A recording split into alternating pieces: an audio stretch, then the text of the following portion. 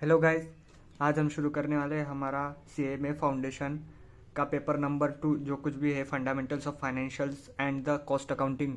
उस सब्जेक्ट में से हम आज हमारा जो कुछ भी टॉपिक रहने वाला है, तो आप देख सकते हैं आज हमारा टॉपिक रहने वाला है accounting for the special transaction की जो मॉड्यूल नंबर 2 है, उसमें से हमारा बिल्स ऑफ एक्सचेंज का टॉपिक आज हम क्या करने वाले हैं सर, कंप्लीट करने वाले हैं। और इसके बाद जो कुछ भी उसके क्वेश्चन आंसर्स होंगे वो भी हम आज डिस्कस करने वाले इस वीडियो में, या फिर अगले आने वाले वीडियो में आज हम वो डिस्कस करने वाले। So let's open this chapter and then after we will be the completing this chapter with a clear cut and conceptual clarity will be the nothing but you have give the any kind of the means there is nothing any kind of you have query will be the available for this chapter. Okay sir। बाद में हम आने वाले हमारे page number, अभी इन्होंने क्या दिया है 288 लास्ट पेज नंबर है। सो 228 यस सर, ये हमारा लास्ट पेज नंबर। और yes sir, now we will be discussing on the bills of exchange excluding the accommodation bills and the insolvency। मतलब क्या सर कि इन्होंने जो कुछ भी हमारे फाउंडेशन लेवल पे जो बिल ऑफ एक्सचेंज के कंसेप्ट हमें दिए गए हैं वो एक्सक्लूड किए गए हैं अकोमोडेशन बिल और इंसॉल्वेंसी। मतलब क्या सर कि यहाँ पे जो कुछ भी कंसेप्ट ऑफ अकोमोडेशन बिल है और इंसॉल्वेंसी वाली जो कुछ भी केसेस होगी तो हमें वो सारा का सारा कंसेप्ट कहाँ पे पढ़ना है सर, इंटरमीडिएट लेवल पे पढ़ना है। अभी सिर्फ हमें बिल ऑफ एक्सचेंज के कुछ बेसिक ट्रांजेक्शन एंट्री और फिर जर्नल एंट्रीज जो कुछ भी होगा वो हमें इस लेवल पे दिए गए हैं। Yes sir, okay. So let's start now the from the first point which will be nothing but concepts of the bill of exchange। Sir देखा जाए तो बिल ऑफ एक्सचेंज ये ऐसी कंसेप्ट है कि देखा जाए तो it will be nothing but you have the negotiable instrument if you have the learn the law subject, okay, which will be the first subject of foundation level. In the foundation level the law subject included the negotiable instrument act. उस act में आपको क्या दिया गया है sir, कुछ तीन ऐसे डिफरेंट निगोशिएबल इंस्ट्रूमेंट है, जैसे कि प्रॉमिसरी नोट है, जैसे कि बिल्स ऑफ एक्सचेंज है, जैसे कि आप चेक देख सकते हैं। सो ये सारे के सारे जो कुछ भी निगोशिएबल इंस्ट्रूमेंट है उस निगोशिएबल इंस्ट्रूमेंट का जो कुछ भी सेक्शन नंबर 6 में जो हमें बिल्स ऑफ एक्सचेंज नाम की जो कंसेप्ट है उसका सारा का सारा डेटा जो as per the law perspective जो कुछ भी होगा वो वहाँ पे आपको दिया गया है। लेकिन इस पॉइंट में मतलब क्या सर कि इस द अकाउंटिंग सब्जेक्ट में जो कुछ भी हमें बिल्स ऑफ एक्सचेंज के टॉपिक दिए गए वो सारे के सारे आपको कुछ पॉइंट ऑफ व्यू से देखने हैं sir, accounting point of view से देखना है सर, ओके। बाद में यहाँ पे इन्होंने क्या दिया है सर कि the bill of exchange is a negotiable instrument. देखो सर इन्होंने भी यहाँ पे पहले प्रिस्क्राइब कर दिया है क्या कि बिल्स ऑफ एक्सचेंज क्या है सर, एक निगोशिएबल इंस्ट्रूमेंट है एज पर the section 13 sub section 1 of a negotiable instrument act 1881। A negotiable instrument means a promissory note और बिल ऑफ एक्सचेंज और a cheque payable either to the order और the bearer. देखा जाए तो sir bill of exchange के बारे में ये क्या कहते हैं कि जब कुछ भी आप कुछ क्रेडिट ट्रांजेक्शन परचेस करते हैं, ओके सर, जब आप एनी काइंड ऑफ परचेस करते हैं एनी अदर पर्सन से, ओके, सो इस टाइम पे क्या होता है सर कि आप जो कुछ भी सेलर रहेंगे वो सेलर क्या कहते हैं सर, आपको कुछ क्रेडिट पीरियड अलाउड करते हैं कि सर आप अगर कुछ 50 लाख रुपीज़ का अगर माल परचेस करते होगे या कुछ भी आप रॉ मटेरियल परचेस करते होगे तो उस बारे में क्या कहते हैं वो कि आपको 15 डेज या 16 डेज या फिर 1 मंथ या 3 मंथ का आपको क्या कहते हैं क्रेडिट पीरियड अलाउड करते हैं। और आप क्या करते हैं सर, उनको प्रॉमिस करते हैं या फिर वो आपको क्या करते हैं कुछ तो भी 3 महीने के बाद जैसे कि डेट आई और आपको क्या कहते हैं डिमांड आपके पास करते हैं और वो आप क्या करते हैं सर, उनको पैसा लौटा देते हैं। सो इस बारे में क्या होता है कि सर आपको तो पता है आप तो दे सकते हैं, लेकिन सेलर को आपके पास भी मतलब सेलर को बिलीव नहीं है आपके ऊपर कि आप पैसा दे सकते हैं या नहीं दे सकते। सो इस ट्रांजेक्शन को as a documentation as a law के हिसाब से देखा जाए तो क्या कहते हैं सेलर कि मैं आपको क्या करता हूँ sir, bill of exchange draw कर देता हूँ और बाद में आपको उस पर साइन करके मेरे पास लौटा देना है। ये तो बेसिक है, आगे हम बहुत बड़ा पढ़ने वाले इसमें, इसके बारे में जो कुछ भी केस बनने वाले ना वो सारे के सारे केसेस हम क्या करने वाले सर, डिस्कस करने वाले। लेकिन सर यहाँ पे इन्होंने क्या कहा है बेसिक नॉलेज के हिसाब से अगर देखा जाए तो यहाँ आप क्या कहते हैं उस as per the negotiable instrument act 1881 के हिसाब से वो क्या कहते हैं सर कि a negotiable instrument means a promissory note. मतलब वो क्या कहने वाले हैं कि सर प्रॉमिसरी नोट भी एक निगोशिएबल इंस्ट्रूमेंट रहता है, बिल ऑफ एक्सचेंज भी एक निगोशिएबल इंस्ट्रूमेंट रहता है और चेक भी एक निगोशिएबल इंस्ट्रूमेंट रहता है एज पर the negotiable instrument act 1881 payable either to the order और द बेयरर मीन्स व्हाट क्या सर कि वो चेक या बिल ऑफ एक्सचेंज या प्रॉमिसरी नोट, एक तो सेलर के ऑर्डर पे आपको पेमेंट करना होगा, या फिर जो कुछ भी उस निगोशिएबल इंस्ट्रूमेंट को बेरर मतलब जिसके हाथ में वो निगोशिएबल इंस्ट्रूमेंट होगा, तो उसको वो क्या हो जाएगा सर, ऑनर हो जाएगा और उसको आपको पैसा लौटाने वाला है।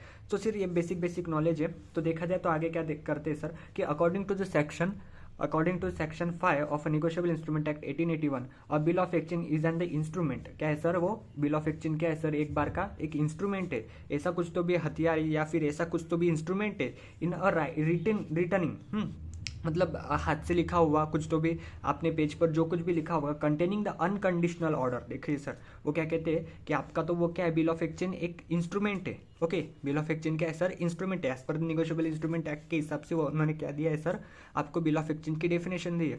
वो क्या कहते हैं कि bill of exchange is an the instrument है, पहली चीज। उसके बाद वो क्या कहते हैं कि वो एक कुछ तो भी रिटर्न में होना चाहिए, मतलब हाथ से लिखा हुआ कुछ तो भी होना चाहिए, मतलब हाथ से लिखा हुआ या फिर टाइपिंग किया हुआ, any kind of answer.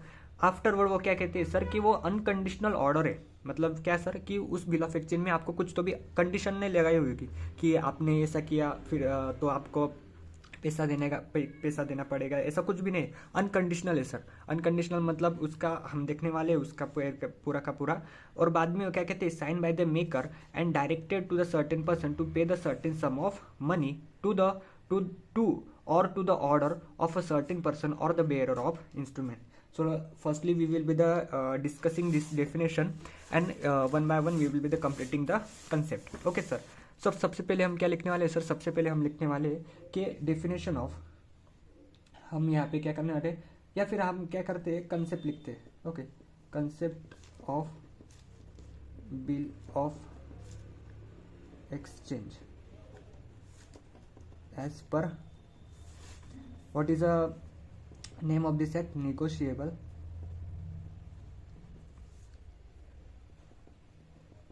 Instrument, आपको दिखता होगा अच्छे से, एक्ट 1881।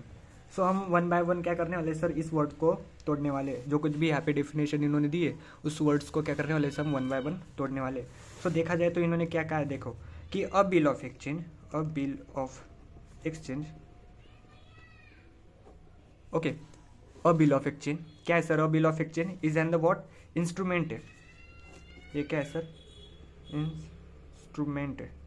ओके, ये एक क्या है सर, एक इंस्ट्रूमेंट है इन द राइटिंग।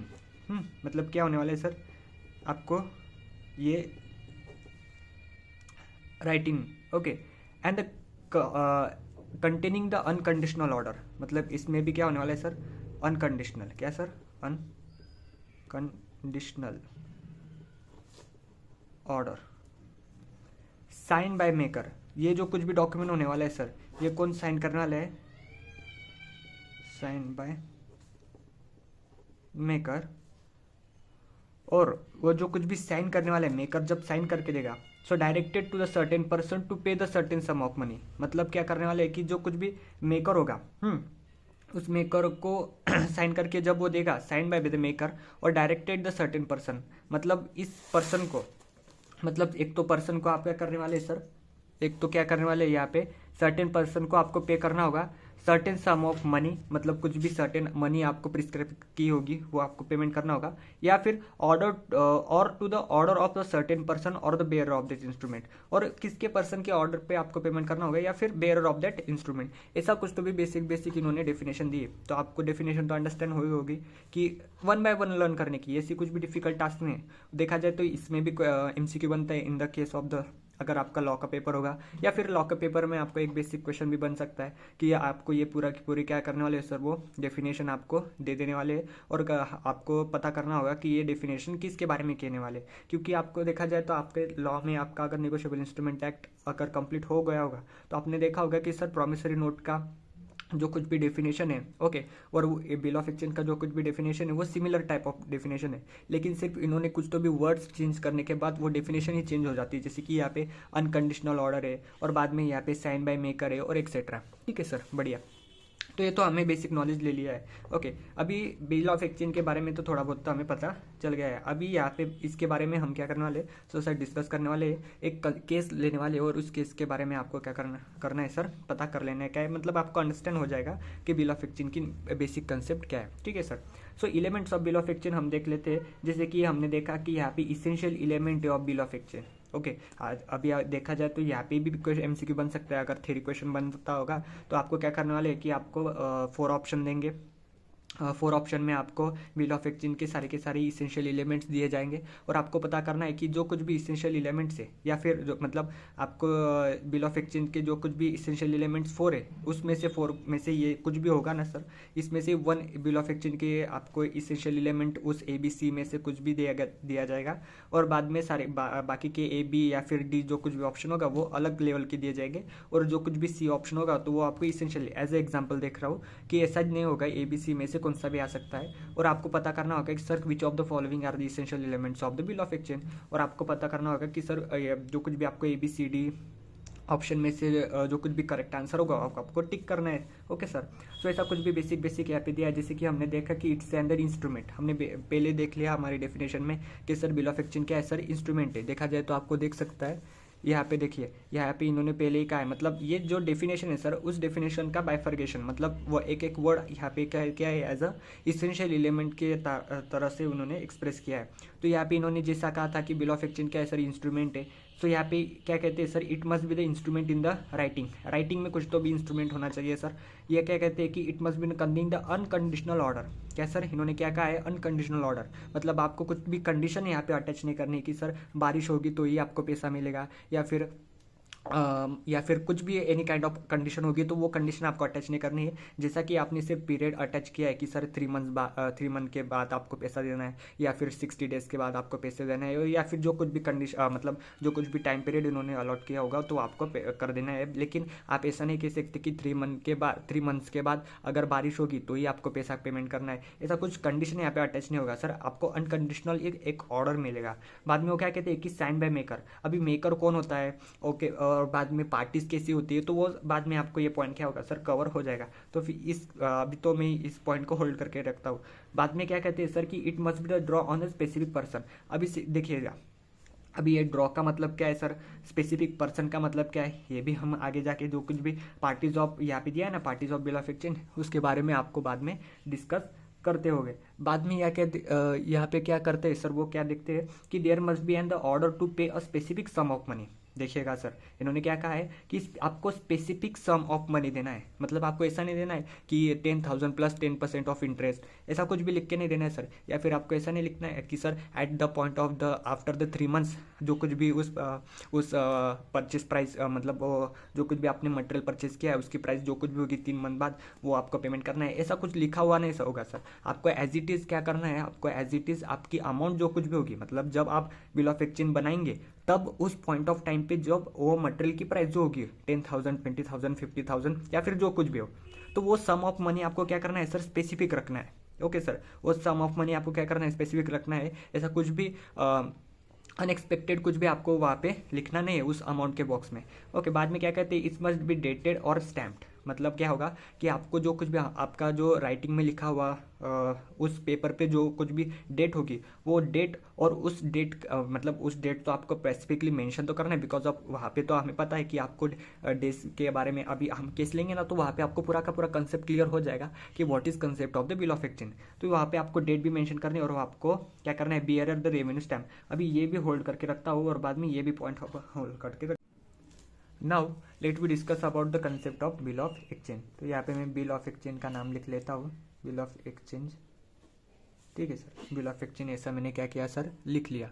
और इस बिल ऑफ एक्सचेंज के बारे में हम क्या करने वाले, एक कंसेप्ट क्या करने वाले हैं, लर्न मतलब आपको अंडरस्टैंड करने वाले। तो कंसेप्ट यहाँ पे मैं लिख लेता हूँ, कंसेप्ट। तो इमेजिन करिए सर, यहाँ पे सेलर है, और यहाँ पे क्या है सर, बायर है। ठीक है, यहाँ पे एक सेलर है, यहाँ पे एक बायर है। अभी बायर सेलर के पास आता है। ओके, बायर क्या किया सर, बायर सेलर के पास आया, और सेलर को क्या बोला सर, सेलर को क्या बोला कि सर मुझे 50,000 क्या चाहिए, अभी 50,000 की यूनिट्स चाहिए। अभी बायर को तो पता है, बायर तो सेलर के पास आया, सेलर को बोला कि सर मुझे 50,000 यूनिट्स क्या चाहिए सर, परचेज करना है, आप मुझे 50,000 यूनिट्स दे दो। सेलर बोला ठीक है ओके। सेलर ने क्या कहा, ठीक है मेरे पास अवेलेबल है 50,000 यूनिट मेरे स्टॉक में है, मैं आपको क्या करता हूँ 50,000 यूनिट्स दे देता हूँ। और एट द रेट वो एक यूनिट की प्राइस जो होगी सर वो 50 रुपीज़ है। एट द रेट 50 रुपीज़ की क्या है सर प्राइस है। तो मैं क्या करता हूँ सर 50,000 मल्टीप्लाई बाय, आपको दिखता होगा 50,000 मल्टीप्लाई बाय 50 रुपीज़ क्या आता है सर, ये 25 लाख रुपीज़। 25 लाख रुपीज़ का आपका क्या होगा सर टोटल बिल होगा। ठीक है, हमने क्या ठीक है, बायर ने क्या ठीक है ओके चलता है। लेकिन जब buyer at a time of the payment जब करता है, तब वो पेमेंट के टाइम पे क्या करता है सर, मेरे पास तो 25 लाख रुपीज़ क्या है सर अवेलेबल नहीं है, कैश अवेलेबल अभी नहीं है, या फिर मेरे बैंक बैलेंस में इतना अमाउंट अवेलेबल नहीं है। आप मुझे जो कुछ भी ये 50,000 की जो कुछ भी यूनिट्स आप मुझे देने वाले हैं, तो वो हमें क्या करो सर क्रेडिट पे दे दो। क्रेडिट पे क्या करो सर दे दो। अभी बायर तो देगा क्रेडिट पे, बायर मतलब सेलर तो बायर को देने वाला है क्रेडिट पे वो अमाउंट, ये जो कुछ भी यूनिट्स होगी वो। लेकिन सेलर्स को क्या नहीं सर, सेलर्स को विश्वास नहीं है, सेलर्स के ऊपर मतलब बायर के ऊपर विश्वास नहीं, या फिर बिलीव नहीं करता है वो कि आप मुझे रिटर्न 3 मंथ्स के मतलब अभी देखे बायर ने क्या कहा कि क्रेडिट पे मुझे दे दो पैसा, मतलब क्रेडिट पे मुझे यूनिट दे दो। और वो किस मंथ के बाद देगा, कि वो कहते हैं बायर कि मैं आपको 3 मंथ्स के बाद क्या होगा, इस 25 लाख रुपीज़ का टोटली पेमेंट आपको मैं कर दूंगा। ओके 25 लाख रुपीज़ का मैं क्या कर दूंगा सर टोटली आपको पेमेंट कर दूंगा। तो उस बारे में क्या कहते हैं सर कि इसने कहा ओके, सेलर ने कहा ठीक है चलता है, मैं आप मुझे 3 मंथ्स के बाद पेमेंट कर दो और मेरा हिसाब और आपका हिसाब खत्म हो जाएगा। लेकिन ये सेलर जो है ना सर, सेलर ये सेलर को है ना विश्वास नहीं, सेलर को क्या नहीं सर विश्वास नहीं है, किसके ऊपर सर बायर के ऊपर। बायर के ऊपर विश्वास नहीं है, बायर के ऊपर बिलीव नहीं करता है कि ये 3 मंथ्स के बाद देगा या ना देगा। ओके, या भग जाएगा, या फिर इन्होंने कुछ डूबा मतलब पैसा अगर रिटर्न नहीं किया तो फिर मैं क्या करूँ। तो सेलर क्या कहता है सर, सेलर कहता है कि सर अब मैं क्या करता हूँ, मैं बिल ऑफ एक्सचेंज ड्रॉ कर देता हूँ। बिल ऑफ एक्सचेंज एक डॉक्यूमेंट है, वो बिल ऑफ एक्सचेंज एज पर द लीगली लॉ मैं ड्रॉ कर देता हूँ। एक रिटर्न राइटिंग में मैं लिख देता हूँ कि आप मुझे 3 मंथ्स के बाद क्या करोगे सर पेमेंट करोगे, इतनी इतनी अमाउंट होगी, इतना इतना ये इस पर्सन को आपको पेमेंट करना है, और जो कुछ भी डेट होगा वो मेंशन कर दूंगा, और जो कुछ भी उस पर साइन होगी तो वो आपको भी मतलब क्या करता है, मैं भी साइन कर देता हूँ और आपको साइन करना है। तो जब इन्होंने क्या कहा कि at a time of the unit purchase, जब वो बायर सेलर के दुकान पे आया, सेलर के शॉप पे आया, तो उस शॉप पे उन्होंने क्या कहा, बैठिएगा मैं क्या करता हूँ ड्रॉ करता हूँ बिल ऑफ एक्सचेंज। उसी टाइम पे जब 50,000 यूनिट्स परचेज करते हो गए, उसी टाइम पे उन्होंने क्या कहा कि मैं ड्रॉ करता हूँ। अभी इसने टाइपिंग वाइपिंग सर कर लिया और प्रिंट निकाल के क्या किया, बायर को रिटर्न कर दिया। बायर को क्या किया सर, रिटर्न कर दिया बिल ऑफ एक्सचेंज, और कहा कि आप क्या करो सर, साइन करो, क्या करो इसके ऊपर साइन करो। और साइन करने के बाद अगर आपको पता होगा तो साइन करने के बाद क्या करो कि एक फोटोकॉपी आपके पास रखो, और ओरिजिनल कॉपी क्या करो सर, ओरिजिनल कॉपी मुझे दे दो। ये जो ओरिजिनल कॉपी होगी ना, ओरिजिनल जो कुछ भी कॉपी होगी, वो ओरिजिनल कॉपी आप मुझे रिटर्न कर दो। तो इन्होंने कहा यस ठीक है ओके। तो जब साइन करने के बाद सेलर को अगर जो कुछ भी ओरिजिनल डॉक्यूमेंट होगा, जो कुछ भी बिल ऑफ एक्सचेंज का ओरिजिनल डॉक्यूमेंट होगा, वो उन्होंने रिटर्न कर दिया। अब ये सारा पीरियड तो मतलब ये सारा जो कुछ भी कंसेप्ट है, ये उस टाइम के ऊपर हम अज्यूम करते हैं कि ये जो कुछ भी कंसेप्ट हुई वो 1 जनवरी 2025 को ये सारा का सारा कंसेप्ट होगा, या फिर ये जो कुछ भी ट्रांजैक्शन हो वो कंप्लीट होगा। और ये 50,000 यूनिट्स क्या किया, बायर अपने अपने शॉप पे लेके गया, और बाद में उसका जो कुछ भी सेल होगा वो करके उन्होंने कंप्लीट कर दिया। अभी 3 मंथ्स के बाद मतलब पता करें तो हम क्या कहते हैं, 1 जन 2025 को इन्होंने ड्रॉ किया। 3 मंथ्स के बाद मतलब क्या आता है सर, 1 फेब 2025, बाद में 1 मार्च 2025, और बाद में क्या कहता है सर, ये 30 डेज। ओके, बाद में ये फेब से मार्च तक का 30 डेज। ओके, फेब से मार्च तक का 30 डेज। अभी देखिए जनवरी को ड्रॉ किया, तो जनवरी के 1 फेब से यहाँ तक का 30 डेज होगा। अभी फेब से मार्च तक का मतलब फेब से 1 मार्च तक का, यहाँ पे लेट वी कंसिडर दैट कि अभी देखिए यहाँ पे एक कंसेप्ट भी बहुत बड़ी कि इन्होंने क्या कहा है सर, 3 मंथ्स का है। क्या कहा है सर, 3 मंथ्स का है। तो हमें यहाँ पे कितने डेज होंगे वो हमें काउंट नहीं करने। अगर कंसेप्ट में क्या बोला है, क्वेश्चन में क्या बोला है कि 3 मंथ्स बोला है, हमें अगर डेट मेंशन किया होगी कि सर 60 डेज 50 डेज 58 डेज, अगर 40 डेज या कुछ भी ऐसा कुछ भी डेज में अगर कैलकुलेट करना होगा, तब हम क्या करेंगे सर, ये डेज का क्या करेंगे सर, कैलकुलेट करेंगे। तो हमारे पॉइंट ऑफ व्यू से, मतलब हमारे क्वेश्चन के पॉइंट ऑफ व्यू से यहाँ पे डेट हमें इंपॉर्टेंट है क्या सर, नहीं है। हमें सिर्फ और सिर्फ क्या इंपॉर्टेंट है सर, मंथ्स इंपॉर्टेंट है। मंथ जो कुछ भी होगा ना वो इंपॉर्टेंट है। तो हमने कहा ठीक है ओके सर, क्या डिफिकल्ट टास्क नहीं है। तो यहाँ पे 1 जन से 1 फेब तक का हमारा क्या हुआ सर, 1 मंथ हो गया। बाद में 1 फेब से 1 मार्च तक का हमारा 1 मंथ हो गया। तो 2 मंथ तो हो गए सर, 2 मंथ तो हो गए। और उसके बाद क्या कहता है सर, मार्च के बाद अप्रैल 2025। तो यहाँ पे क्या हुआ सर, 1 जन से 1 फेब तक का 1 मंथ हुआ, 1 फेब से 1 मार्च तक का 1 मंथ हुआ, ये 1 मंथ, ये बाद में 1 मंथ, और ये बाद में क्या हुआ सर, 1 मंथ। अभी 3 मंथ तो 1 अप्रैल को कंप्लीट हो गए। ओके, अभी मैं आगे तो नहीं कंसेप्ट बढ़ा था, लेकिन बेसिक पॉइंट ऑफ व्यू से हम बिल ऑफ एक्सचेंज का कंसेप्ट डिस्कस कर रहे हैं। तो हमें 1 फेब को क्या होगा सर, पेमेंट करना होगा, किसको सर, सेलर को पेमेंट करना होगा। अभी 1 फेब मतलब 1 अप्रैल को आपको पेमेंट करना होगा। सो 1 अप्रैल 2025 को आपको क्या करना है सर, पेमेंट करना है। ये आपकी डेट है, ड्यू डेट है, मतलब आपको पेमेंट करना होगा। अभी इसके अंदर भी 3 डेज का ग्रेस पीरियड होगा, कुछ भी होगा वो हम आगे पढ़ने वाले हैं। तो बाद में क्या किया सर, 1 अप्रैल को पेमेंट करने के लिए जो कुछ भी बायर था, उस बायर ने आपको क्या किया, अभी बायर ने तो साइन करके दिया था बिल ऑफ एक्सचेंज सेलर को, और सेलर ने उससे बिल ऑफ एक्सचेंज को 1 जनवरी 2025 को उसके ड्रॉवर में रख दिया, और बोला उसके जो कुछ भी वर्कर्स हो गए उनको कहा कि सर आपको ये बिल ऑफ एक्सचेंज तभी निकालना है उस ड्रॉवर में से जब इसके 3 मंथ्स कंप्लीट हो जाएंगे। अभी 3 मंथ्स कंप्लीट तो 1 अप्रैल को हो गए, 3 मंथ जो कुछ भी हो गए सर वो 1 अप्रैल को तो हो गए। तो 1 अप्रैल को तो वो 3 मंथ्स कंप्लीट हो गए। तो वर्कर्स ने वो क्या किया, ड्रॉवर में से वो बिल ऑफ एक्सचेंज निकाला और सेलर को, मतलब जो कुछ भी ऑनर था वो सेलर हम कहते हैं उसको दे दिया। और बाद में वो सेलर क्या गया, बायर के पास 1 अप्रैल को गया और बोला कि सर आपने मुझे साइन करके दिया था कि आप 3 मंथ्स के बाद 25 लाख रुपीज़ का जो कुछ भी पेमेंट आप करने वाले वो हमें देने वाले। तो इसने कहा ठीक है ओके। तो जब at a time of the bill of exchange क्या हुआ सर, 1 अप्रैल 2025 को बायर जो था सर, बायर ने क्या किया सर, बायर ने पेमेंट कर दिया सक्सेसफुली। तो बायर ने जब पेमेंट कर दिया सक्सेसफुली 25 लाख रुपीज़ का, और जो कुछ भी ट्रांजैक्शन था वो एंड कर दिया।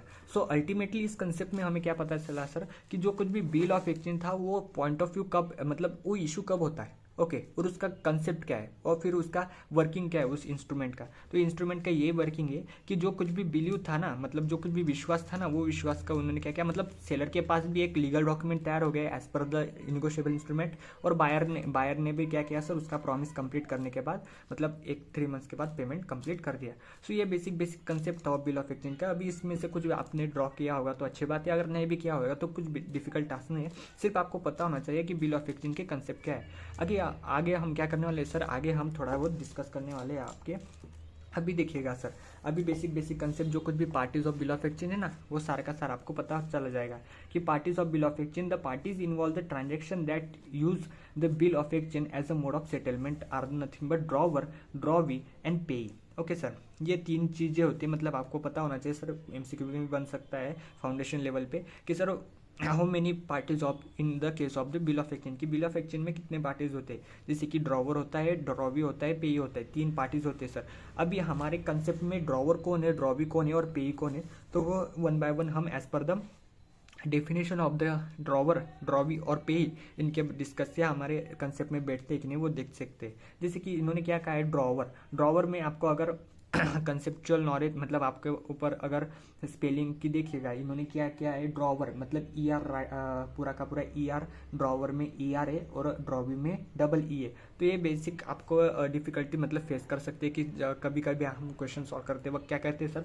ड्रॉवर को ड्रॉवी बोल देते हैं या फिर ड्रॉवी को ड्रॉवर बोल देते हैं, मतलब एक सिंपल R ये अल्फाबेट से आप क्या हो सकता है, सारा का सारा क्वेश्चन रॉन्ग कर सकते हैं। तो इन्होंने क्या कहा है सर, देखिए, तो drawer means what, it is a person who draw the bill, मतलब देखिए इन्होंने सारा का सारा स्टेटमेंट ही में बोल दिया है सारा, क्या कि he is a person who draw the bill. Okay, मतलब ऐसा पर्सन की जो बिल ड्रॉ करता है, typically he is a seller और द क्रेडिटर। मतलब देखिएगा इन्होंने यहाँ पे बोल दिया है कि सर वो जो कुछ भी ड्रॉवर होगा ना, वो ड्रॉवर कौन हो सकता है सर, कि जो पर्सन बिल को ड्रॉ करता है। अभी हमारे केस में से आप देख सकते हैं, हमारे केस में ये सेलर जो था ना, ये सेलर ही क्या कर सकता है sir, bill of exchange draw कर सकता है। तो इन्होंने क्या है कि typically he is a seller, okay, seller. तो एक पॉइंट ऑफ व्यू आप मैं रेड पेन से लिखता हूँ कि ये क्या हो सकता है सर, ये सेलर भी हो सकता है, ओके, ये ड्रॉवर ही हो सकता है, ये ड्रॉवर ही हो सकता है और ये क्रेडिटर ही हो सकता है। अब हम तीनों के तीनों पॉइंट ऑफ व्यू क्या कर सकते हैं सर, तीनों के तीनों पॉइंट ऑफ व्यू डिस्कस करने वाले। क्रेडिटर, अभी देखिएगा सर, सेलर क्या है, सेलर तो हमारे सबके पॉइंट ऑफ व्यू से वो सेलर ही है। तो drawer is a person who draw the bill, means what, कि इस पर्सन ने मतलब यहाँ पे अगर पर्सन होगा तो उस पर्सन ने बिल ड्रॉ किया तो वो पर्सन क्या कहलाएगा, ड्रॉवर कहलाएगा। ओके, ये भी कंसेप्ट क्लियर हो गई। अभी इसके बारे में, ट्रांजेक्शन के बारे में पता करें तो ये सेलर था और एक बायर था, तो सेलर भी क्या हो सकता है सर, ड्रॉवर हो सकता है। और क्रेडिटर किसके पॉइंट ऑफ व्यू से क्रेडिटर है, अभी पता करें सर। तो बायर के पॉइंट ऑफ व्यू से अगर हम देखें तो ये पर्सन जो था वो सेलर था, लेकिन इसको 3 मंथ्स के बाद पेमेंट करना होगा, लेकिन वो 3 मंथ्स के मतलब वो 3 मंथ्स के पीरियड में इसके ऊपर तो क्या होगा सर, एज अ लोन होगा, एज अ हम बोल सकते हैं कि ये क्रेडिटर हो सकता है। तो ये क्रेडिटर के पॉइंट मतलब बायर के पॉइंट ऑफ व्यू से भी देखा जाए तो इसकी जो पोजीशन है वो पोजीशन क्या है सर, एज अ क्रेडिटर है बायर के पॉइंट ऑफ व्यू से। सो ये क्या हो सकता है सर, क्रेडिटर ही हो सकता है। तो ये जो आपको 3 पॉइंट्स है ना, ये 3 पॉइंट्स आपके ध्यान में रखना है सर। कंसेप्चुअल क्लैरिटी आपको पता होनी चाहिए सर कि सेलर क्या हो सकता है, सेलर एज अ सेलर तो होगा ही उसके पोजीशन के बारे में देखा जाए तो। बाद में एज अ बायर के पॉइंट ऑफ व्यू से देखा जाए तो सेलर एज अ क्रेडिटर ही हो सकता है, और seller as a negotiable instrument act से देखा जाए तो जो कुछ भी बिल ड्रॉ करता है वो क्रेडिट ड्रॉवर कहलाता है। तो तीनों के तीनों पॉइंट सिमिलर ही है, सिर्फ आपको पता होना चाहिए कि किस पार्टी को आपको क्या कहना है। ठीक है, सो ड्रॉवर की आपको कंसेप्ट पता हो गई कि ये जो था ये क्या है सर, ये ड्रॉवर क्या है सर, सैलरी भी हो सकता है, ड्रॉवर तो हमेशा ही होगा, और बाद में क्रेडिटर ही हो सकता है। ओके, मतलब आपको क्वेश्चन में दिया जाएगा कि सर क्रेडिटर ऑफ अभी अगर ये ए होगा, ओके ए होगा और ये बी होगा, तो हम क्वेश्चन में क्या दिया जा सकता है सर कि creditor of B is nothing but what A. अगर आपको स्टेटमेंट फॉर्म करता होगा, अगर क्वेश्चन को अगर घुमाना होगा तो क्या कह लेंगे, वो क्या राइट मतलब वो क्या उसके क्वेश्चन में प्रिंट करने वाले हैं कि creditor of B is nothing but your the A. So a seller क्या हो सकता है सर, सेलर भी एक ड्रॉवर हो सकता है। बढ़िया सर। बाद में उन्होंने क्या कहा है, बाद में इन्होंने सेकंड ड्रॉवी की डेफिनेशन दी है। ड्रॉवी की डेफिनेशन ये क्या कहते हैं, ही is a person on who the bill is drawn. देखिएगा सर, अभी यहाँ पे हु और हुम ये 2 वर्ड्स का बहुत इंपॉर्टेंट है। हु मीन्स व्हाट, कि किसने बिल ड्रॉ किया, जो भी बिल ड्रॉ करने वाला है उसको ड्रॉवर कहेंगे। और ये क्या कहते हैं कि ही इज अ पर्सन, मतलब drawee is a person, he is a person whom the bill is drawn, means what, कि जिसके ऊपर बिल ड्रॉ किया है। हुम मीन्स व्हाट, कि जिसके ऊपर बिल ड्रॉ किया है, that person is nothing but your the drawee. आगे क्या कहते हैं, normally he is a buyer और डेटर। देखिए सर, यहाँ तक का इन्होंने तो हमें कंसेप्ट पूरा का पूरा क्लियर कर दिया है। मतलब देखिए इन्होंने क्या कहा है कि जिसके ऊपर भी बिल ड्रॉ किया है। अभी देखिए हमारे कंसेप्ट में सेलर ने बायर के ऊपर बिल ड्रॉ किया था, मतलब ए ने बी के ऊपर बिल ड्रॉ किया था, तो बी क्या है sir, B nothing but your the drawee. Okay, B nothing but your the what, drawee. B nothing but your the what, drawee, कि सेलर ने जिसके ऊपर बिल ड्रॉ किया है वो ड्रॉवी है, और सेलर ने मतलब जिसने बिल ड्रॉ किया है वो ड्रॉवी है। मतलब देखिए ड्रॉवर जो जिसने बिल ड्रॉ किया और जिसके ऊपर बिल ड्रॉ किया वो ड्रॉवी। ठीक है, सिंपल चीज है। और बाद में वो क्या कहते हैं कि नॉर्मली देखा जाए तो वो क्या हो सकता है सर, बायर भी हो सकता है। तो हमारे केस में तो बी तो बायर ही था, तो बायर ही हो सकता है, या फिर डेटर हो सकता है। अभी डेटर किसके पॉइंट ऑफ व्यू से हो सकता है सर, कि सेलर ने अगर क्रेडिट पे बिल ड्रॉ किया बायर के ऊपर, मतलब ए ने जब बी के ऊपर बिल ड्रॉ किया एज ए 3 मंथ्स के बाद आपको पेमेंट करना है, तो 3 मंथ्स के क्रेडिट पीरियड में वो बायर क्या होगा, सेलर के पॉइंट ऑफ व्यू से डेटर होने वाला है, कि इसके पैसे मतलब इसमें इसके पास से हमें क्या होना है सर, पैसा आने वाला है। तो इसके पॉइंट ऑफ व्यू से मतलब सेलर के मतलब ए के पॉइंट ऑफ व्यू से बायर क्या होगा सर, डेटर होगा। तो ये बेसिक कंसेप्ट है सर, आपको पता होनी चाहिए। इस तरह से आपको क्या करना है सर, स्टेटमेंट को ब्रेक करना है। बाद में क्या कहते हैं, he has to be the pay the amount. आपको दिखता होगा यहाँ पे क्या लिखा है sir, he has to pay the amount of bill to the pay on a due date। मतलब क्या सर, कि ऐसा भी पर्सन हो सकता है कि जिस पर्सन को आपको क्या करना है सर, पे, मतलब अभी आगे डेफिनेशन होगी व्हाट इज मीनिंग ऑफ पे और हु इज अ पे। तो बिल क्या होगा सर, कि बायर ऐसा भी हो सकता है, ड्रॉवी ऐसा भी हो सकता है, या डेटर ऐसा भी हो सकता है जिसको आपको पैसा करना है पे के ऊपर। तो ये बेसिक आपको कंसेप्ट 3-4 सिनेरियो दे दिए गए हैं। अभी हम लास्ट में देखने वाले हैं शॉर्ट पीरियड में कि हु इज अ पर्सन और मतलब हु इज अ ड्रॉवर या हु इज अ ड्रॉवी, और ड्रॉवर और ड्रॉवी को और क्या क्या कह सकते हैं हम। तो आगे क्या कहते हैं सर, पे की डेफिनेशन यहाँ पे लिखी है कि sir payee is a person to whom the amount of bill मतलब देखिए इन्होंने क्या कहा है कि पेई भी एक और पर्सन हो सकता है। अभी हमारे पॉइंट ऑफ व्यू से बायर सेलर की कंसेप्ट भी खत्म हो गई, बायर के कंसेप्ट भी खत्म हो गए। अभी देखा जाए तो कॉमन सेंस के हिसाब से सेलर एक पर्सन रहता है हमारे एक ट्रांजेक्शन में और बायर एक पर्सन रहता है। लेकिन पेई कौन है? तो पेई क्या कहते हैं सर कि he is a person to whom the amount of bill is payable. मतलब हुम, देखिए यहाँ पे भी इन्होंने क्या कहा है, हुम the amount of bill is payable, कि जिसके ऊपर आपको क्या करना है सर, जिसके ऊपर आपको पेमेंट करना है, मतलब जिसको पेमेंट करना है एज इट इज। तो जिसको पेमेंट करना है, अभी कॉमन सेंस से पता करें तो बायर किसको पेमेंट करेगा? सेलर को पेमेंट करेगा। लेकिन सेलर को तो हमने ड्रॉवर की पोजीशन दी है।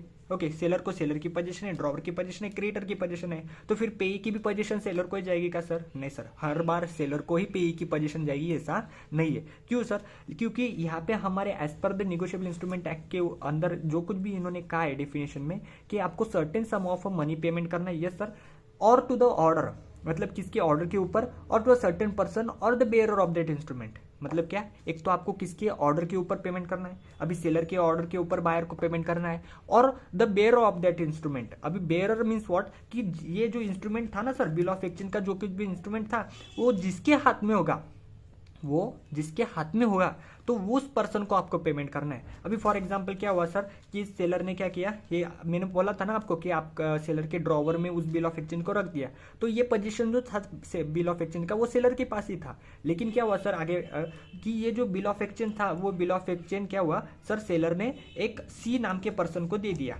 तो सी नाम के पर्सन को दे दिया। अभी क्यों दिया, किस बारे में दिया, ये सी कौन है, तो ये हम आगे ही डिस्कस करने वाले हैं। लेकिन ऐसा कंसेप्ट है, अभी ये पूरा का पूरा कंसेप्ट जैसे जैसे हम खींचते जाएंगे वैसे वैसे वो बड़ा होते जाएगा। तो कंसेप्ट बहुत सारे हैं, आपको सिर्फ कंसेप्ट के ऊपर फोकस करना है कि निम्न कंसेप्ट क्या है। तो अगर फॉर एग्जांपल सेलर ने ये बिल ऑफ एक्सचेंज सी को दे दिया, मतलब ए ने ये बिल ऑफ एक्सचेंज सी को दे दिया, तो position of bill of exchange किसके पास है सर? सी के पास है।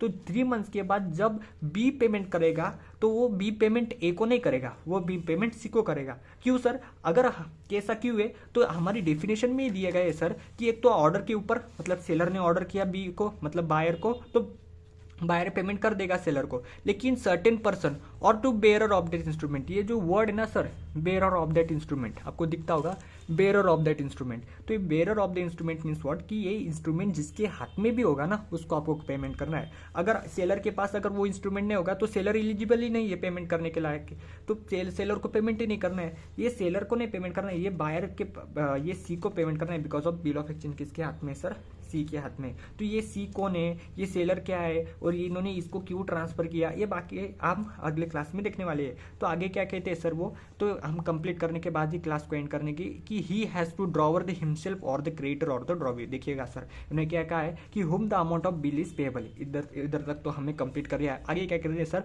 कि he may be the drawer, he may be the drawer. 1 by 1 words को देखिए सर, बहुत इंपॉर्टेंट है, बहुत कंसेप्चुअल है, बहुत ईजी भी है। क्या कहते हैं सर कि he has been the drawer. अगर वो क्या हो सकता है, हर टाइम वो ड्रॉवर ही होगा ऐसा नहीं है, ड्रॉवर हो सकता है। अगर फॉर एग्जांपल ये बिल ऑफ एक्सचेंज सी को दिया ही नहीं, ओके, ये बिल ऑफ एक्सचेंज सी को दिया है नहीं, ये बिल ऑफ एक्सचेंज सेलर के ड्रॉवर में ही रखा हुआ होगा, तो बिल ऑफ एक्सचेंज 3 मंथ्स के बाद जब बायर पेमेंट करेगा सेलर को, तो वो सेलर के पास ही है ना सर, तो सेलर को हम ड्रॉवर ही कहते हैं, तो हर बार ड्रॉवर होगा ऐसा इन्होंने कहा है। लेकिन 100 और 10% ड्रॉवर ही होगा ऐसा भी नहीं है। हिमसेल्फ और द क्रेडिटर और द ड्रॉवर, मतलब क्या सर, एक तो क्रेडिटर ही हो सकता है, ड्रॉवर ही हो सकता है, और हिमसेल्फ स्वतः ड्रॉवर ही होने वाला है। तो वो क्या कहते हैं सर, ये बेसिक नॉलेज था कि पेई क्या हो सकता है, पेई जो होगा वो पेई की पोजीशन भी सेलर को दी गई है, लेकिन 100 और 10% ये सेलर के पास ही जाएगी ऐसा नहीं है। अगर सेलर ने bill of exchange another party को दे दिया गया और अनदर पार्टी के हाथ में वो हो गया, तो वो पेई क्या होगा सर, पेई वो पर्सन होगा जिसके हाथ में वो बिल ऑफ एक्सचेंज या फिर मतलब बिल ऑफ एक्सचेंज जो कुछ भी होगा, तो उस पर्सन को हम पेई कहलाएंगे, और बायर को उस पेई को पेमेंट करना है। तो हमने क्या सीखा सर इस केस में, हमने कि इस केस में क्या सीखा कि सर अगर सेलर होगा या फिर उसको क्या कहते हैं सर ए, और सेलर मतलब ए, हमारे कंसेप्ट में जो कुछ भी ए पर्सन था वो सेलर था, और बायर तो था, ये बायर कौन है सर, बी पर्सन था। अभी सेलर को देखिए, सेलर को क्या क्या कह सकते हैं, अभी सेलर को हम क्या करते हैं, क्रेडिटर भी कह सकते हैं, सेलर को हम ड्रॉवर भी कह सकते हैं, और सेलर को हम क्या कह सकते हैं, और सर सेलर को तो सेलर तो कहेंगे ही, तो सेलर को तो एज पर the point of view of the seller, मतलब ए के पॉइंट ऑफ व्यू से वो हिमसेल्फ क्या है सर, सेलर है। बायर के पॉइंट ऑफ व्यू से वो सेलर कौन है, एक क्रेडिटर है। देन आफ्टर निगोशिएबल इंस्ट्रूमेंट, अभी देखिए ये पॉइंट ऑफ व्यू हम लिखते हैं, पॉइंट ऑफ व्यू, अगर पॉइंट ऑफ व्यू देखा जाए तो ये बायर के पॉइंट ऑफ व्यू से, ओके बायर के पॉइंट ऑफ व्यू से क्या है सर, बायर के पॉइंट ऑफ व्यू से है सेलर कौन है, ए कौन है, एक क्रेडिटर है। अगर इनिगोशिएबल मतलब हम दिखते हैं ना सर, निगोशिएबल इंस्ट्रूमेंट एक्ट के हिसाब से देखा जाए तो ए कौन है, ड्रॉवर है, और हिमसेल्फ मतलब से ए पर्सन को ही देखा जाए तो ए पर्सन खुद को क्या कहता है सर, एक सेलर कहलाता है। वैसे कि हम बायर को देखें तो बायर के पॉइंट ऑफ व्यू से बायर कौन है देखा जाए तो बी के पॉइंट ऑफ व्यू से देखा जाए तो बायर कौन है, एक बायर कौन है, बताइए आप कौन है बायर, बायर एक हिमसेल्फ बायर ही होगा। Okay another point of view second one में क्या कहते हैं सर, वो अनदर पॉइंट ऑफ व्यू ने सेकेंड वन कहते हैं कि बायर कौन हो सकता है, एक डेटर हो सकता है। अभी डेटर किस पॉइंट ऑफ व्यू से होगा वो आप कमेंट सेक्शन में बता दीजिए। ओके और लास्ट वन वो क्या कहते हैं सर, ये एक क्या हो सकता है, एज पर द ड्रॉवी भी हो सकता है, क्या हो सकता है सर, ड्रॉवी भी। देखिए मैंने यहाँ पर आर और ई में मिस्टेक कर दी, सो आपको वैसे मिस्टेक नहीं करनी। यहाँ पे क्या होगा सर, ड्रॉवी, ड्रॉवी मीन्स व्हाट कि एज पर द निगोशिएबल इंस्ट्रूमेंट एक्ट के हिसाब से जो पर्सन जिसके ऊपर बिल ड्रॉ किया है, तो बायर के ऊपर बिल ड्रॉ किया है सेलर ने, तो बायर क्या होगा सर, ड्रॉवी होगा। ओके ये तो हमने कंसेप्ट क्लियर कर दी। और पेई की कंसेप्ट क्या थी सर, पेई की कंसेप्ट सिंपल इतनी थी कि जो बी है सर, तो ये बी को क्या करना है सर, पेमेंट करना है। किसको पेमेंट करना है सर, कि जो निगोशिएबल इंस्ट्रूमेंट मतलब हमारे हिसाब से बिल ऑफ एक्सचेंज जो कुछ भी होगा, बीओई मतलब बिल ऑफ एक्सचेंज जिसके हाथ में होगा, okay bearer of that instrument. तो ये कंसेप्ट आपको पता करनी होगी सर, क्या है सर, कि बेरर ऑफ इंस्ट्रूमेंट, आपको दिखता होगा यहाँ पे लिखा हुआ है मैंने क्या, बेरर ऑफ इंस्ट्रूमेंट। तो ये bearer of instrument means what कि जो कुछ भी बिल ऑफ एक्सचेंज है वो किसके हाथ में है सर, अगर कंसेप्ट नंबर वन कि अगर वो सेलर के हाथ में होगा, 3 मंथ्स के बाद अगर सेलर के हाथ में होगा तो पेई कौन कहलाएगा सर, पेई कौन कहलाएगा, सेलर ही पेई कहलाएगा। अगर वो अंदर केस, अगर केस नंबर ये था केस नंबर 1 और ये केस नंबर 2, अगर वो बिल ऑफ एक्सचेंज अगर सी के पास चला गया, सी एक अनदर पर्सन था, कौन था सर, एक another person, okay another person, अगर वो सी एक अनदर पर्सन के पास चला गया तो पेई कौन कहलाएगा सर, पेई कौन कहलाएगा, पेई हमें सी पर्सन कहलाएगा और उसको पेमेंट करना होगा बी के पास। तो ये शॉर्ट पॉइंट ऑफ व्यू था parties of bill of exchange. अगर हम क्या मतलब नेक्स्ट वीडियो लेक्चर में हम देखेंगे कि ये जो सी है ना और ये जो सेलर ए है ना, तो इन दोनों को क्या कहते हैं हम, ओके इन दोनों को क्या कहते हैं हम वो देखने वाले हैं। तो ये basic concept of bill of exchange था। So thank you for watching this video.